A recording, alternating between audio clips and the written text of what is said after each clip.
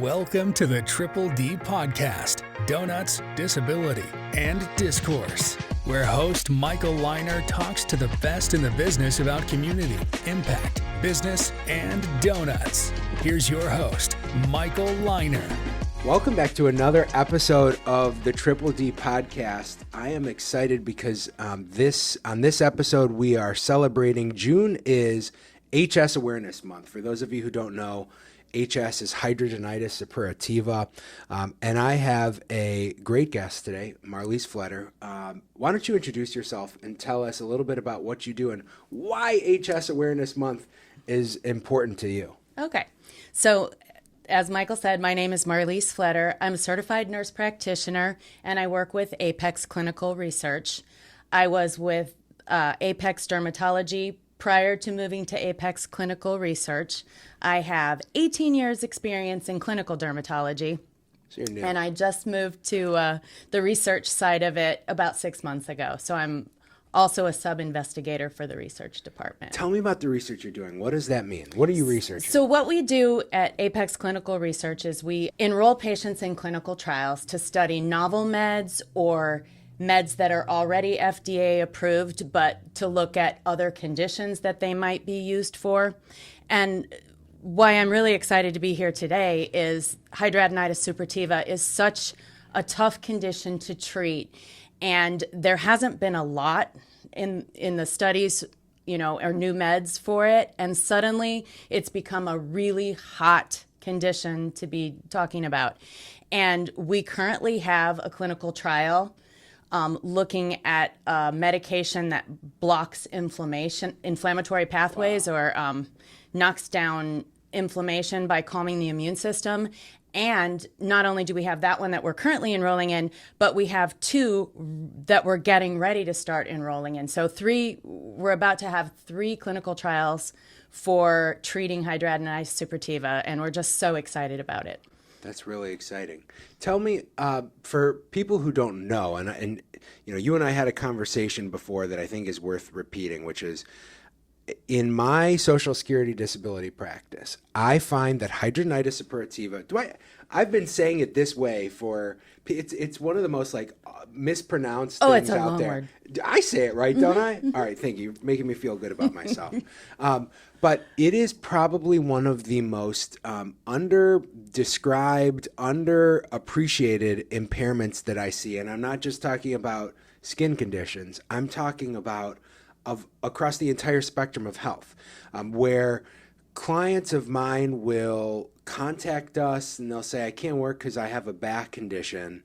And, I'll look in the records and I'm like, well, I don't really know how strong your claim is going to be on your back. And then I look and I find that they've got HS and it's causing them all kinds of limitations that they just don't think to tell us about. So first, give us kind of like the basic education. What is HS? How does it affect people? Okay. So HS is a painful, long-term skin condition that causes abscesses, deep-seated inflammatory nodules, draining tracts, tunnels. It tunnels under the skin, and then a lot of scarring. There can be cysts. There can be open comedones, and then the scarring can cause adhesions. So it causes like a tightening. So then you can have a limitation in your mobility. It's just really, truly an awful condition. The abscesses can open and drain, and the fluid that comes out can be, malodorous. It's just really terrible. Part of why it's so limiting in terms of how people are able to function is where those abscesses tend to be. They tend to be under the armpits, which makes it difficult to use your hands and arms, and also in the groin area, which makes it, or on the buttocks, which makes it difficult to sit, stand, walk, really do anything.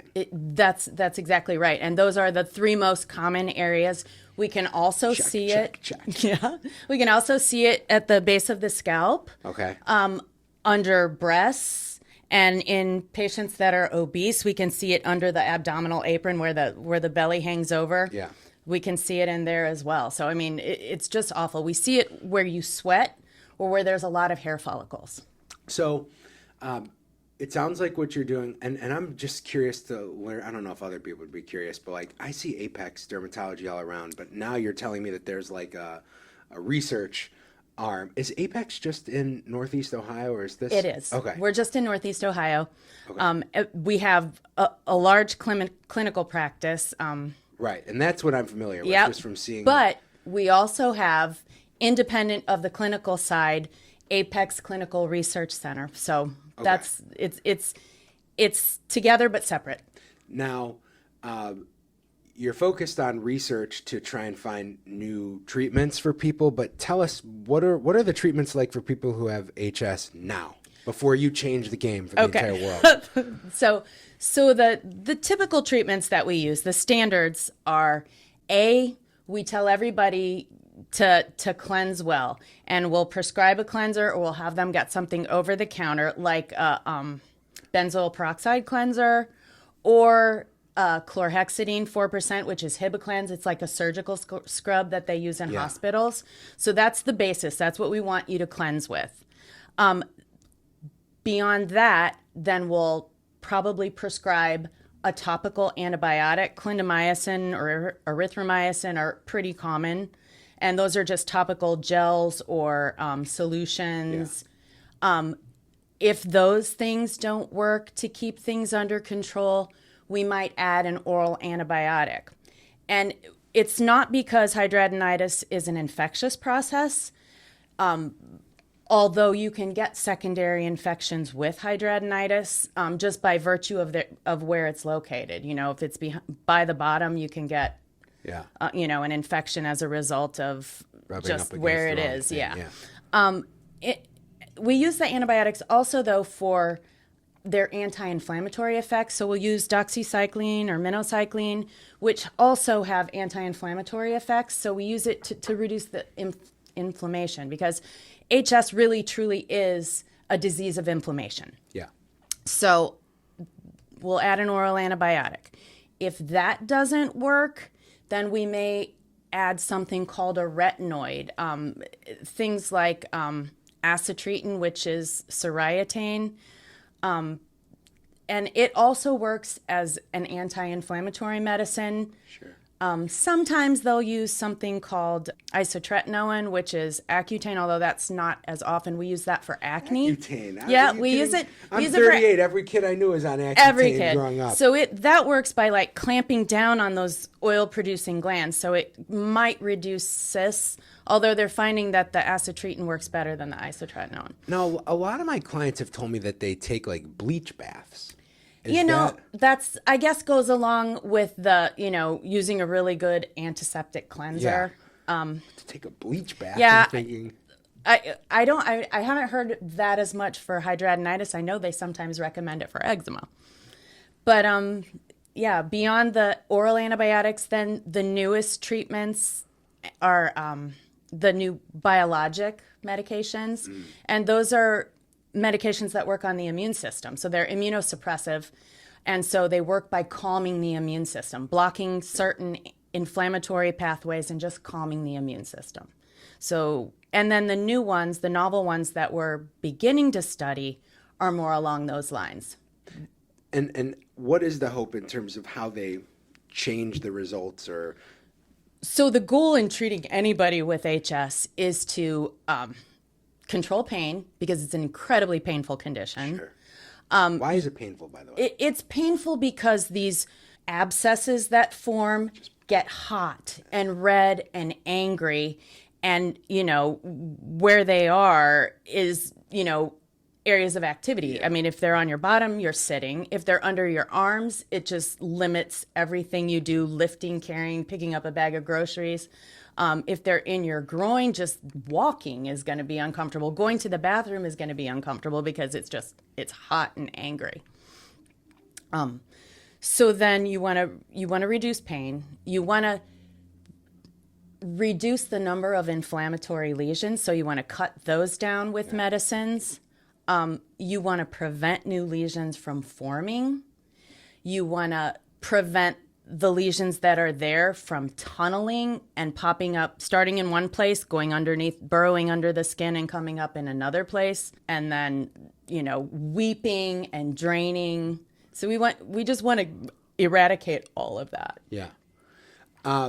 Why is it that it seems like HS is so, I don't want to say underdiagnosed, it's just like underappreciated even in the medical community? Or why is it that my clients aren't coming to me and saying, I need disability because I've got this debilitating condition? I think it's probably underdiagnosed. It gets misdiagnosed as acne a lot. And then people don't think of acne as a very debilitating condition. Yeah. And, they're like, here's an antibiotic, go away. So it's often misdiagnosed. I think patients also are embarrassed. And so they may not talk about it as much because, it's not easy to say, hey, I have this condition in my groin that's keeping me from working. I think there's maybe and it's, it's embarrassing in its location and it's embarrassing in how it presents. I have these abscesses that are draining this drainage that smells bad and I'm uncomfortable about it. I don't want to talk about it. I don't want to think about it. I think a lot of it is that as well. And there's some like wild statistics out there about the correlation between HS and people's mental well-being. Yeah, I did bring some statistics, so I'm going to just happen to have some note cards. Pull it out if you don't mind. So, obviously, people that have HS have a decreased quality of life. And I forgot to talk about the last thing that's important in treating it. Surgical treatment is like a very definitive treatment. Incision and drain. Yeah, you can incise and drain. You can also go in and a surgeon can go in and remove all the tunneling, and so that there's not the ability for those new abscesses to form in those areas. Right. And that actually does improve quality of life effectively for patients. Does it cause like long-term scarring? Or it does. Unfortunately, the condition and the treatment, if you're using surgical treatment, can cause long-term scarring. Yeah. But different studies have shown that chronic inflammatory skin diseases can influence the activity of the central nervous system as well. So when a baby is developing, the skin and the brain share a common embryonic origin. So skin and brain pathways are sort of connected in that way. And so that's why the psychological burden, you may see a big crossover with skin conditions and mental health conditions. And the things that we see most commonly with HS are depression, anxiety, substance abuse, but there's also psychotic disorders, schizophrenia, and bipolar disorders are more common in HS. Why is that? That it's really interesting. One of the main reasons is a medication used to treat bipolar disorder and schizophrenia, lithium, is known for causing skin conditions. Wow. So we see increases as a result of that. And then we see an increased suicide risk with HS. Another reason we see a lot of mental health issues associated with it is HS sometimes is thought to be autoimmune.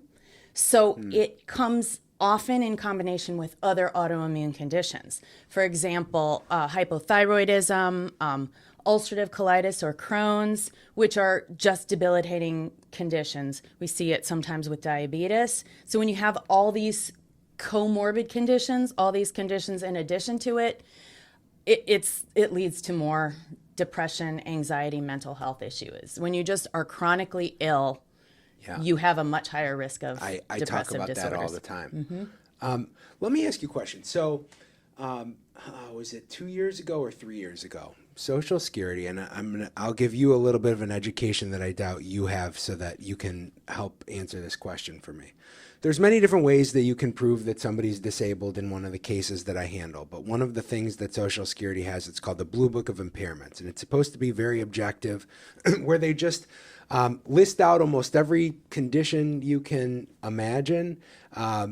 There's a chapter in that book for, dermatologic conditions. There's mental health. There's, musculoskeletal. But most importantly, what it says is how limited somebody must be, or what findings must be present in their records in order to support a finding of disability. Okay, that's just one of the ways you can win a case.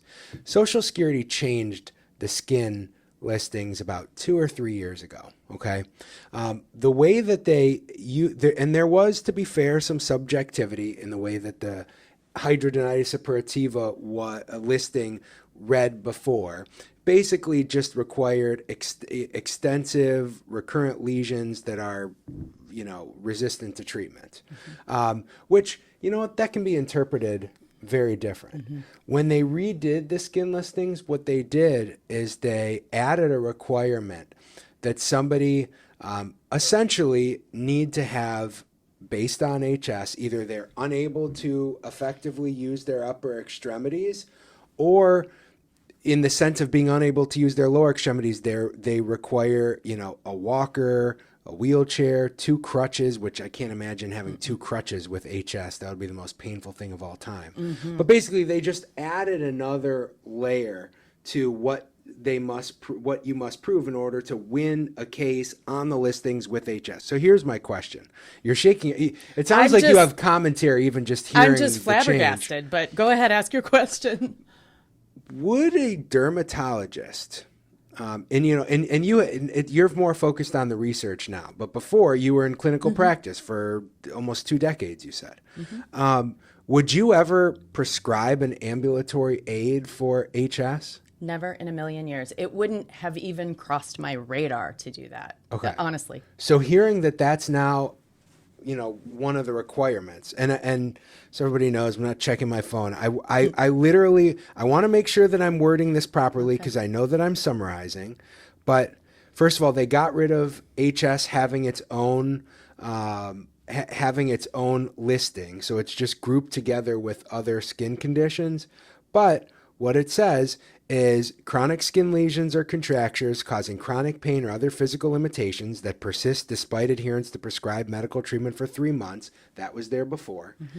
And inability to use both upper extremities to the extent that neither can be used to independently initiate, sustain, and complete work-related activities involving fine and gross movements due to chronic skin lesions or contractions, which arguably I could get an opinion from you about, the person's because of the, lesions that they have under their armpits, they would be unable to do that. But then Here's where I was just talking about before. Inability to use one upper extremity to independently initiate, sustain, and complete. Wait a minute. No. So this is really where it is here. And a documented need for an assistive device that requires the use of the other upper extremity. Or there's a separate part of it which affects two of the extremities. But the point is, they're looking for somebody who has a documented medical need for an assistive device. And you're saying that wouldn't make any sense. It doesn't make any sense to me at all. It doesn't make any sense to me at all. I mean, first of all, if you have somebody that has HS under the arms and you want them to have an assistive device and you want to put a crutch under there, you're just going to make their condition so much worse. Right. And, if they have it, in the inner thighs or the groin or the buttocks,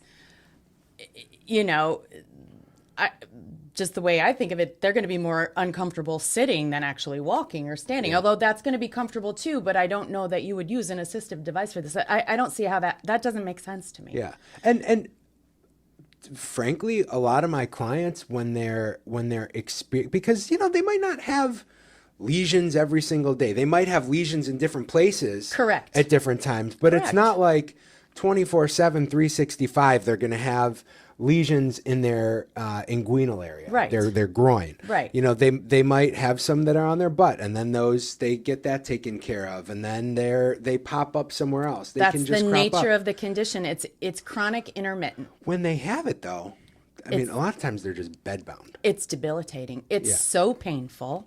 And it's so uncomfortable. And, they don't know when one of the abscesses is going to break open and they're going to leak, a pus-type fluid all over the place. I mean, they're hot and angry. Leave your workstation to change your pads. Change pads or to change a shirt if it's under the arm. It's truly, truly just unimaginable if you don't have it. So what is Apex doing to create awareness about this month, about the condition generally? We're working on some clinical trials with some major medical companies that are creating new meds to target inflammatory pathways. So that's like the newest thing, is to look at the immune system and work on bringing inflammation down by targeting pathways that in the immune system. So if you bring down the inflammation, you suppress the immune system, the idea or the thinking is that you will not make those lesions, or you'll be able to make the lesions that are there smaller and less inflamed and less uncomfortable. So that's the biggest thinking right now.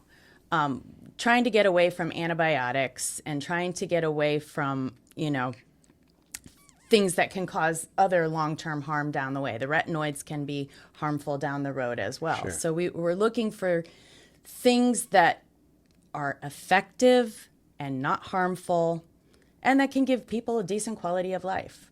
And even, if you can prevent surgery, because that has its own complications as well. If we can find something that's a good, safe, long-term treatment that gives these people a better quality of life, that's the goal. And so, like I said, we have three studies that we're working on. That's great. Hearing about, how debilitating this is for people and the research that you're doing to try and help people give their lives back, or help restore some humanity. Certainly not Pimple Popper MD. I mean, this is like real important work that you're doing, and I want to thank you for it. And if not, I'm not a doctor, but anything that we can do to support it, even just in the sense of awareness, so that people understand, what it's like for people who are living with this condition. I let us know, but we really appreciate you coming and sharing your story. Thank you. Yeah. Thank you. I appreciate it. Thank you for having me. Yeah. So the way that we end every episode is we've got a lovely box. This is the Triple D podcast. One of those D's stands for donuts. We've got a lovely box of donuts from our sponsor, Jack Frost Donuts, down the street. We always enjoy a donut together. Okay. I'm gonna let you pick. Let's see. Ooh, we've got some new ones in here, they're Katie. Beautiful. Katie, we've got some gorgeous. new ones in here. Oh my. Let's see. I'm going to pick the one that matches my outfit. Oh, you better tell me what that is. What do you think that one is? I don't know. What do we know? It does. Blueberry and chocolate, maybe? Do you think that could be blueberry? I don't know. Hold on. Let me figure out where I'm going in this box. Okay. They do have the donut that I would say is my favorite donut in here, but I'm going to try the one that I don't know what it is. And we're going to show these off a little bit. Okay. Demonstrate it looks like a Cookie Monster donut. It does, doesn't it?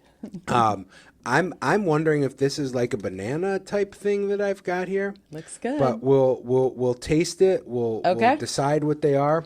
All right. Oh no, I was way off. This is coconut. Delicious. What do you have there? I'm not sure. We're gonna call it the Blueberry Cookie Monster. Yeah, Blueberry Cookie Monster I think is good. But thank you as always to Jack Frost Donuts for providing us donuts and also helping us spread the word to so many people about the disability space. And I'm so glad that you came and shared your story. And have a good week, everybody. We'll see you next time. Thanks for listening to the Triple D podcast, Donuts, Disability, and Discourse. Rate, subscribe, and tune in next week for more discourse and donuts.